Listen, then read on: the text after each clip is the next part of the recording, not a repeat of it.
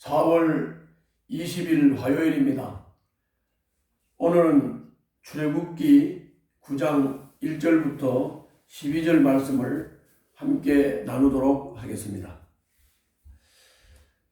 계속 하나님은 하나님의 의도, 즉 하나님의 말씀을 모세와 아론을 통해서 선포하고 계십니다. 그런데 오늘 본문은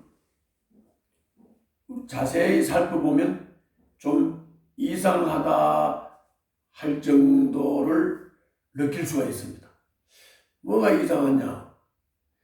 어제 말씀에 바로가 곧 이스라엘 백성들을 내보낼 것처럼 이 나라 안에서 해라. 나가되 멀리는 나가지 마라. 이게 곧 보낼 것 같이, 바로가 이렇게 곧 보낼 것 같이 한다는 얘기는 막 너무 힘들고 어려우니까 보낼 수밖에 없는 아주 긴박한 상황을 자신이 인지하고 느끼고 있다는 것을 우리가 볼 수 있습니다. 그런데 오늘은 조금 얘기가 달라집니다. 한번 본문을 보시면서 잠깐 보도록 하겠습니다.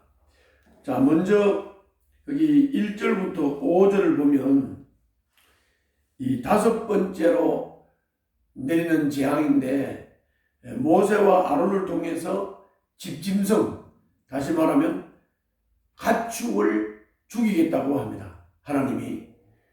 그런데 이스라엘 백성들의 가축은 죽지 않고 이집트의 가축들을 다 죽이겠다고 합니다.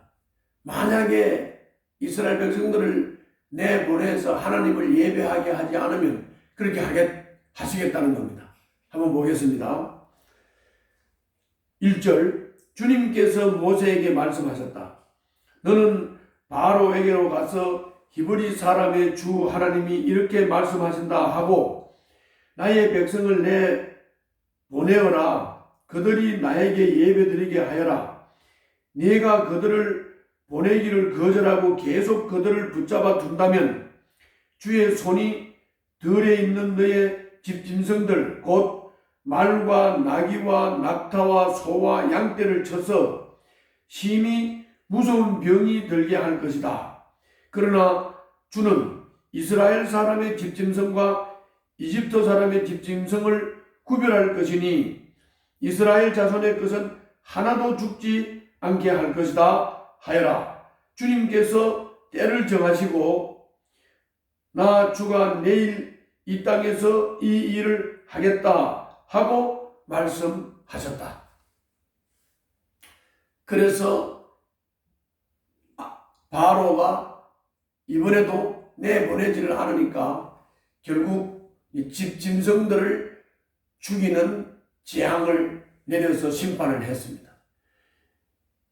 이스라엘 백성들은 집짐승이 죽지 않았지만 이집트 백성들의 집짐승은 죽었습니다. 그런데 신기한 것은 바로가 이 재앙이 내리자 사람들을 보내서 확인을 했어요. 이스라엘 백성들의 집짐승은 하나도 안 죽었는데 이집트 사람들의 집짐승이 다 죽었다는 것을 확인을 했습니다. 그런데도 바로는 여전히 고집을 부리고 그 백성을 보내지 않았다라고 했습니다. 어제는 말씀에 금방 내보낼 것 같이 막 못 견뎌서 막 손을 드는 것 같이 보였는데 자기들의 집짐승이 죽은 것도 확인하고 이스라엘의 집짐승이 안 죽은 것도 확인을 했는데 고집을 부리면서 내보내질 않았습니다. 이번에는 모세와 아론이 그 화덕에 있는 거름, 그 거름을 손에다 한 움큼 잡고 모세와 아론에게 가서 이거를 뿌렸습니다. 그래서 이것이 종기가 됐습니다.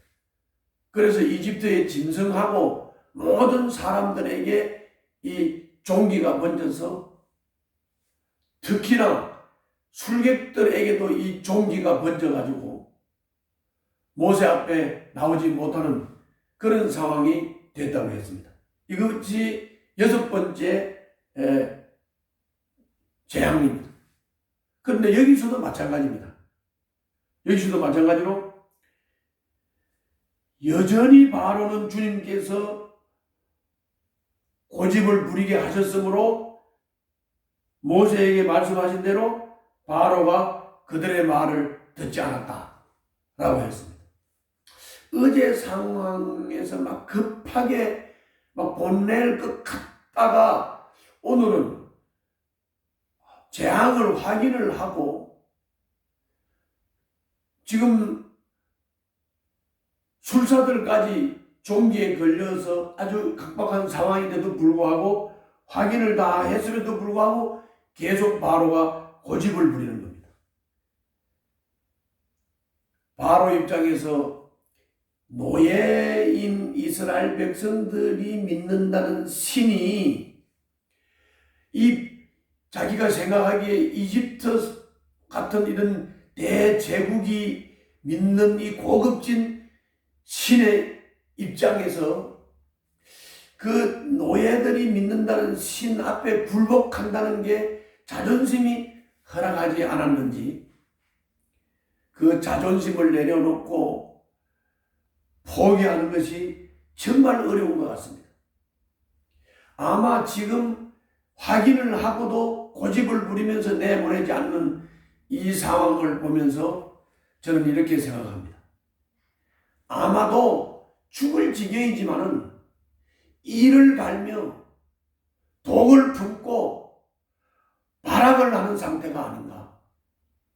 강원도 사투리로 용쓴다 그래요. 용쓴다. 아마 약 물고 용을 쓰는 그런 단계가 아닌가 싶습니다. 이런 단계라고 하면 이제 조만간 깨질 수밖에 없는 상황이 올 것이죠. 왜냐하면 사람이 막 이를 갈면서 막 독을 품고 막 발악을 하면서 끝까지 용을 쓰다가 안 되면 그냥 포기할 수밖에 없고 무릎을 꿇을 수밖에 없기 때문입니다. 어떻든